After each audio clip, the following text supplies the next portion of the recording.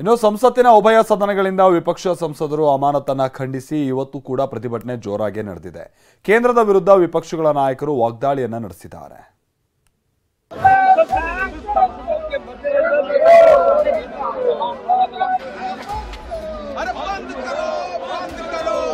ದಾದಾಗಿರಿ ಬಂದ್ ಮಾಡಿ ಸರ್ವಾಧಿಕಾರಿ ಧೋರಣೆ ನಡೆಯಲ್ಲ. ಇದು ವಿಪಕ್ಷಗಳ ನಾಯಕರು ಕೇಂದ್ರದ ವಿರುದ್ಧ ಸಾರಿರುವ ಸಮರದ ಪರಿ.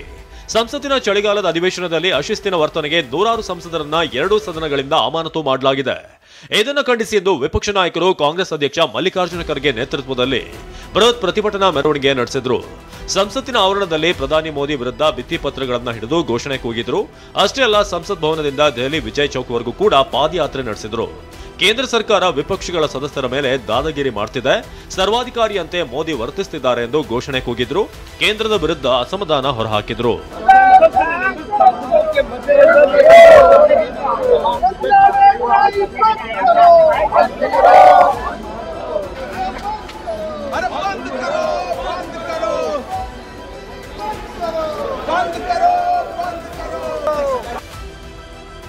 ನಾಳೆ ದೆಹಲಿ ಜಂತರ್ ಮಂತರ್ನಲ್ಲಿ ವಿಪಕ್ಷಗಳ ಬೃಹತ್ ಪ್ರತಿಭಟನೆ.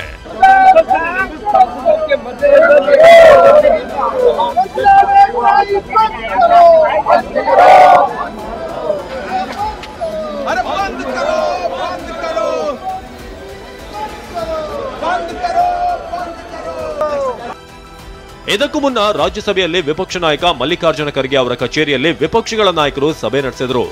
ಇದೇ ವೇಳೆ ಮಾಧ್ಯಮಗಳ ಜೊತೆ ಮಾತನಾಡಿದ ಖರ್ಗೆ ಪ್ರಧಾನಿ ಮೋದಿ ವಿರುದ್ಧ ವಾಗ್ದಾಳಿ ನಡೆಸಿದ್ರು.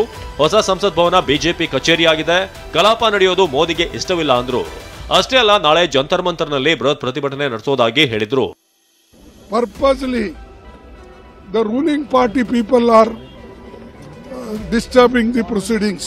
Tomorrow we are protesting in Jantar Mantar, and all party people will be there. All our India party's leaders, those who are available here, they will participate here.